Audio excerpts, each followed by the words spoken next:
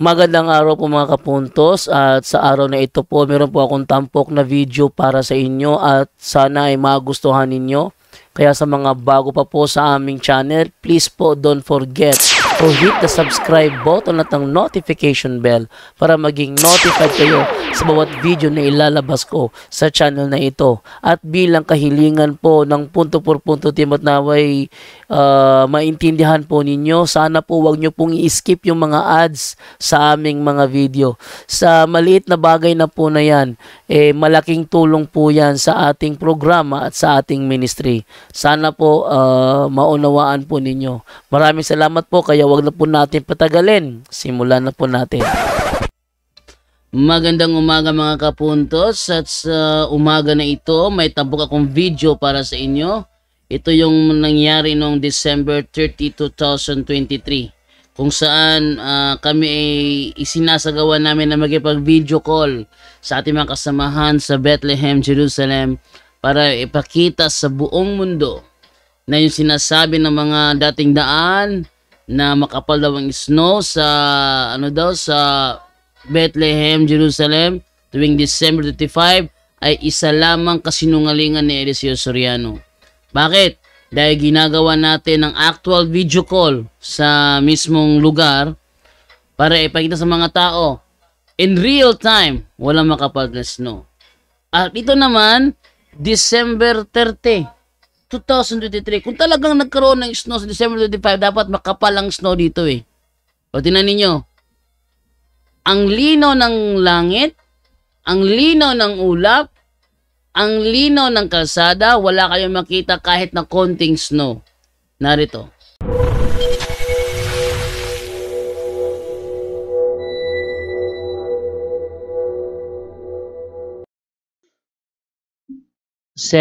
Nawala si Tises.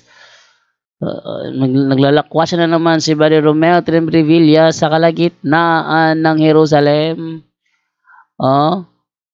Brother, ayan, tingnan ninyo, ayan naglalakad na naman siya Brother Romeo, ang init-init talaga doon, December 30. Tingnan niyo December 30, mainit walang snow. Dito ba dyan ang kapal na ng snow dito? Magkaka-snow lang. Tingnan nyo, ang linaw ng daan, walang snow. Yung mga yung mga sulpot, nako. Wala kayong dito kasi. Shalom. Brother Romel, nasaan ka ngayon? Shalom, mga kapuntos. Merry Christmas ulit. Andito po tayo sa sinasabi nilang simbahan ng ating kapatid na mga Sabadista. Nasa tapat ka ng Seventh-day Adventist? Nasa tapat ka ng Seventh-day Adventist, bro? Hindi po. Hindi sinagoga ito. Sinagoga. Yan, sinagoga. Yan, tanong, meron bang Seventh-day Adventist na pumapasok dyan tuwing Sabado, bro? Hindi, nandito nga ako sa sa kapatid nating mga simbahan. So wala. Hindi sinagog. Walang SDA na sumasamba dyan tuwing Sabado, wala. Wala sa sinagog. Dito lang sa ito ang kanilang simbahan na sinasabi. Nasa apartment, no? Yung makita natin, no? Makita, bro? Hindi. Nakikita yung kotse, ang dami. Ayun, So, meron bang yan, bro? Star of David na marka, bro? Ay, Seventh-day Adventist, Seventh-day Adventist. So, ito yung sinasabi ko na ito yung apartment, simbahan nila. Hindi simbahan, hindi sinagoga. Ay, bad shot na naman. Hindi sinagoga. So, ibig sabihin pala, Brother Romel, ang mga SDA pala sa Israel, sa apartment nagsisimba. Oo. Hindi siya sinagoga. Yan nga. Bad shot. Hoy, Camacho. Asan yung sinasabi nyo kayo ang nalabi? Ito yung nila. Ah, natakpan, no? Ang kanilang schedule andito. sige, Yung tao tingnan natin ang kanilang schedule. Tingnan natin ang kanyang schedule. Pag lumapit na SDA, sabihin natin, we are filming your church here. Hello. Seventh-day Adventist International So you have a Bible study Congregation in at 10 Jerusalem. o'clock every Saturday? Oh, You Every speak Shabbat. English? Every? what? Is there? Baka linggo yung pala Timbaya. Sabat dyan, bro. Bible yung study, schedule, 10 a.m. every Shabbat, worship at 11:30 a.m. Brother Romel. Tignan. Brother Romel, tanungin mo nga sila, Brother Romel, bakit din sila sa sinagoga sumasamba? Sila makasagot niyan. I-breath daw eh. Mas maganda tanungin natin para i-record namin yan, tapos i-documented natin bakit hindi sila sumasamba sa sinagoga yung mga Seventh-day Adventist. Try mo tanungin. Hello brother, are you worshiping to the synagoga? Hindi magsalita ng English. I-breath daw. Ha? Bro. Kasi sa Biblia, bro, sa Biblia, Bro sa daw. sinagoga. Oo, bakit sila apartment? So ito ang kanilang building. So nandyan sa loob ang nila. So wala kang makitang May Kakapal tao ba naman dyan, talaga. Star of David. Brother Romel, may tao ba Kakapal. ngayon dyan? May tao ba? Mayroon hindi makausap dahil hindi marunong mag-English daw. Hindi marunong mag-English? Nako, I-breath daw. kausapin mo sa bro, sa Hebrew, total, marunong ka siguro ng wika nila. Try mo kausapin Busy. bro, ha? Busy sila. Busy. Busy daw. Nandito yung sa loob nitong hotel. May sinagog rito. Hindi naman tayo makapasok eh. Dito sa So hotel yung na ito. yung sinagog ng nasa hotel, bro, sa SDA hindi. Hodyo yun. Ayan Hodyo. Nakakapi Yung nasabing nalabi sa nasabing nalabi sa Amos, hindi yung mga SDA, mga Hudiyo pala. Hodyo yan bro. Yan Ito talaga si Camacho King talaga. David Street yan dyan. Ito, ayan Ito yung Hodyo, palapit Yan. Uy, bistado si Camacho rito. Sabat salam. Sana may matanong tayong Seventh-day Adventist dyan ngayon, bro. Busy sila, hindi ko nga makausap daming bisita nila. Biglang naging busy. Nakakagulo-gulo. Masarap hindi ako tanungin. magtagal dahil may trabaho pa. So maraming salamat sa inyo. Shalom, Bilitraot. Back to you, Bro Jando. Maraming salamat, Bro Romel. Brother Romel, hindi ba Shabbat ngayon dyan? Hindi ba Shabbat Shabbat pa. ngayon dyan? Hanggang alas 5:30. Ngayon, alas 3 So, ng hapon. Shabbat pa. meron silang pagsamba ngayon dyan ng mga Seventh-day Adventist? Wala daw. Wala! Nintay ko nga ang alas 5:30 kasi tatanungin ko sana kung may abdala. So yung abdala, yun ang pangsira ng Shabbat na prayer. Teka muna, klaruhin ko lang ha. Wala silang pagsamba dyan ngayong araw na ito, Shabbat? Wala silang pagsamba ngayon? Mayroon, alas 10 kanina, di ba? Sa schedule. Tapos? Di alas 3 na ng hapon. Wala na. Wala na. Akala ko ba hanggang alas 6? Wala. Bro, last na lang bro. Ang mga Seventh-day Adventist na sabi sa Biblia daw sila yung tama at dahil sa Seventh-day Adventist sa sinagoga, bakit hindi sila pumapasok sa totoong sinagoga? May simbahan naman daw sila. So, mga ibig sabihin, yung mga nasa Biblia, hindi sila, ibig sabihin, yung mga nasa Biblia pala, hindi sila pwedeng pumasok doon sa sinagoga nung nasa Biblia.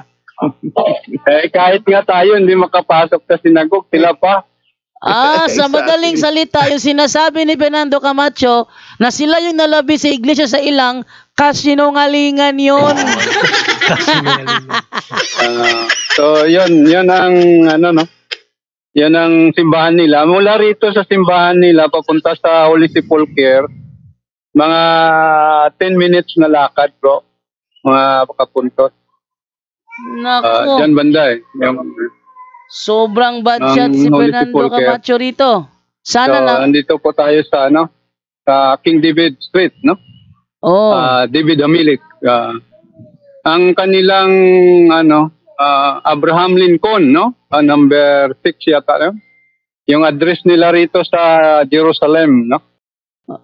Abraham Lincoln Street, number 6. Dito yung dulo ng Abraham Lincoln. Dito ay King David Street, no? So dito sa hotel na ito, diyan. Nung sa malaking building, si President Duterte. Si Duterte ngayon dyan? Natulog. Hindi, nung presidente siya, dito siya natulog. Akala ko, andyan si Presidente Duterte ngayon. Pinakita ko lang yung building na kung saan nagpahinga siya, na nandito siya. Yeah. David Hotel. Ito maganda ito kasi So, patuloy kayo. Maraming salamat. Maraming God bless. salamat din sa iyo, Brother Romel Tembrevilla. Ayan, no? So, kitang-kita ninyo. So, yan, yung sinasabi ni Fernando Camacho, na sila raw yung sinasabi na labi sa iglesia sa ilang, kasinungalingan yun. At saka yan, hard evidence. Yan, Hard very evidence talaga yan. Hard evidence na ang mga nagsasabat noon sa Biblia nasa sinagoga. Itong mga nagsasabat na Seventh-day Adventist nasa apartment. Nasa apartment. Hindi makapasok sa sinagoga. Tapos magkiklaim siya na sila daw yung nalabi. Lelang mo, Camacho. Sige, mag-move na naman tayo ngayon sa next na magtatanong. Okay, Mary Sunflower. Good evening sa iyo, Mary Sunflower. Ayun, bistado ang mga Seventh-day Adventist. Hindi pala sila magkasama ng mga Hudyo sa pagsamba. No? Hindi sila kaisa ng mga sumasamba sa sinagoga. Kasi ang mga Seventh-day Adventist doon sa Israel, doon nagsasabat sa apartment. Yun. At kung napapansin ninyo, dati nung nagpunta si Cristito Bacalares sa Israel, wala siyang ipinakita sa araw ng Shabbat, magkasama sila sa sinagoga. Wala. At dito, napapatunayan na ang sinagoga pala hindi pwede pasukin ng Seventh-day Adventist. Sabi nila, Lucas 4:16, si Kristo pumasok sa sinagoga, dapat tayo ganun din. Sabi ng mga Seventh-day Adventist.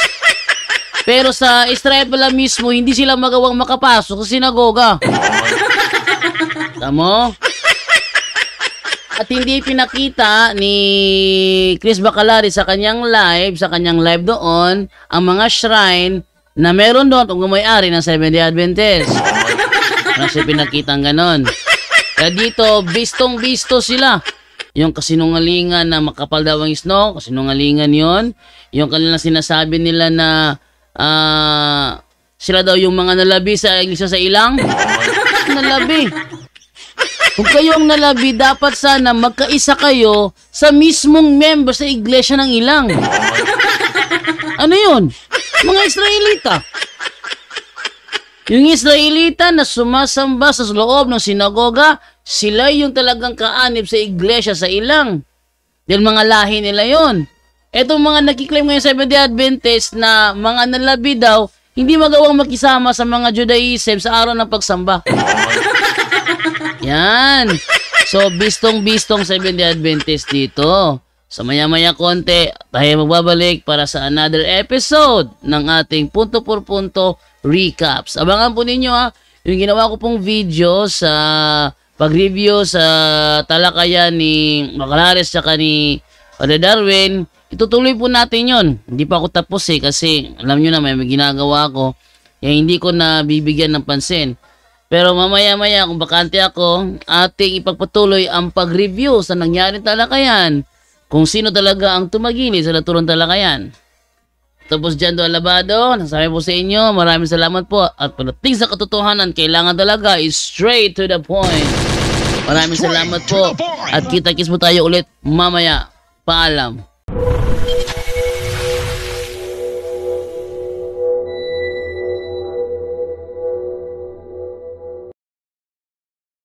Hello, good evening po. Yes, hello, good evening. Kay Brad Angel po. Okay, Brother Angel, go ahead. Ang tanong ko po, Brad Angel, ito po ay tungkol sa pagnunubina tuwing may lamay. Shorten po kasi yung days ng paglalamay, so mas maagang ilibing. Ang tanong ko po, Brad Angel, yung pagnunubina po, para makuha kasi yung nubina, ginawa, tama po ba yun na ginawa siya sa isang araw, minsan 2 beses nagnunubina, minsan din 3 beses, isa sa umaga, isa sa umaga, tanghali at sa gabi po. So tanong ko po, tama po ba yung ganun, Brad Angel, na ginagawa siyang sa isang araw para makuha yung nubina? Yes po kapatid, no, ang novena is part of the devotion, no. We have 5 Ds of the Catholic Church, no. Yung sandigan natin, ang pillars natin 5 Ds. Una, deposit, yung D, deposit of faith, yan matindi yan, mga utos ng mga apostol. Pangalawa, yung tinatawag nating doctrine, yung doktrina ng buong simbahan. Tapos dogma, pangatlo, pang-apat yan in devotion. Devotion is novena is part of the devotion. So, ang turo na simbahan dyan kapatid, yung iba ginagawa nila everyday. Magna 9 days yan, tama yon. So, yung iba naman, yung novena nila sa isang araw lang, bubuin nila, makakadalawa. Nasa sa atin naman po yun. But novena is talagang yan, turo ng simbahan po yan. So, kahit 2 beses, kahit ilang beses ka magnovena, yung iba may special intention, kahit nga sa Holy Rosary is part of the devotional prayer. May nagro-rosary na 2,000 Hail Mary, yung mga ganun.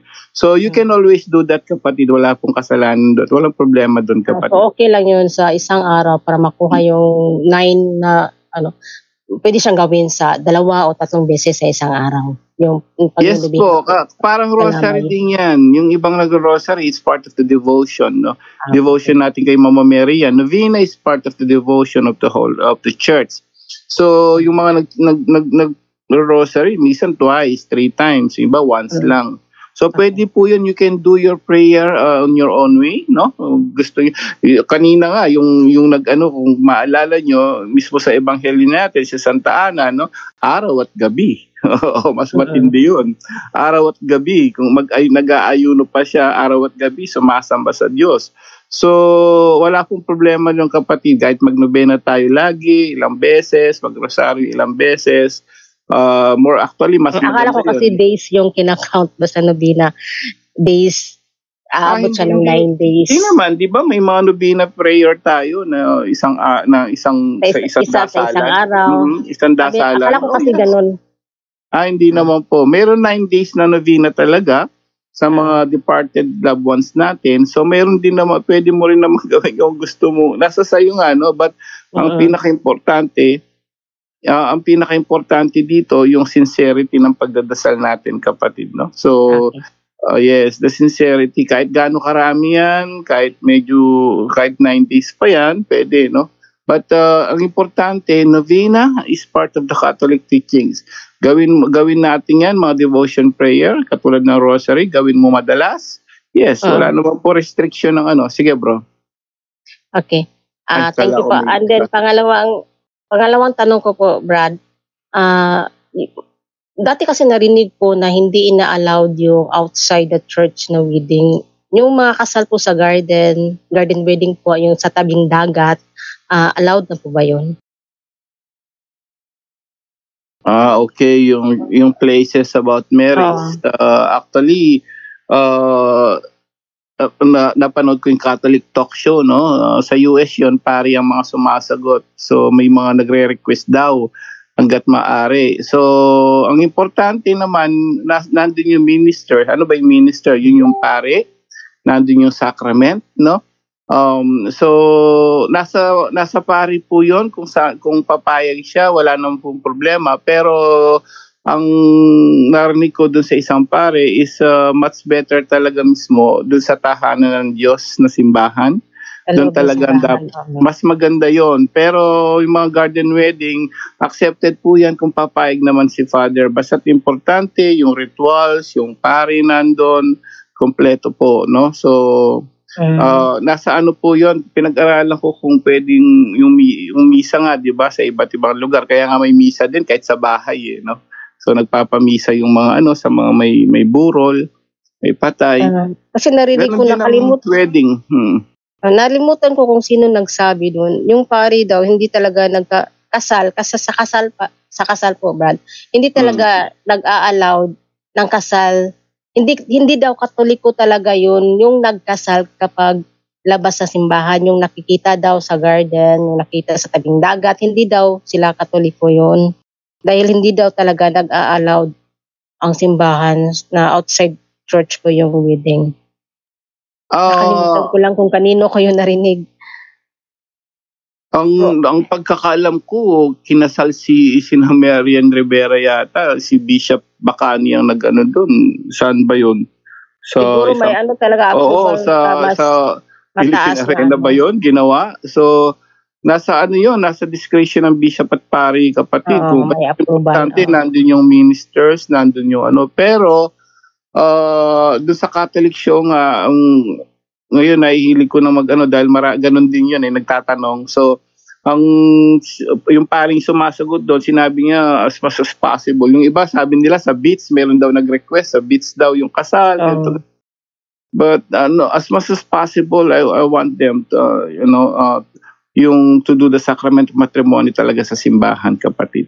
Pero nasa naman yun, kung papayag siya, kung may mga garden wedding na mga Catholic, makikita mo sa video, search mo yun, Catholic wedding, no? In the garden, ganun. Meron naman po, kapatid, wala naman po problema sa simbahan. Pero hindi nila nire-recommend yun hanggat maaari, kapatid. Last na lang po.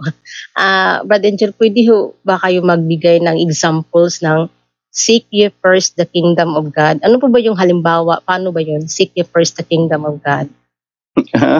Ibig sabihin nun, unahin mo ang Diyos. Pag sinabing unahin mo ang Diyos, siyempre, lahat, magmula umpisa, no? Paggising mo, mag-prayer ka kagad, no?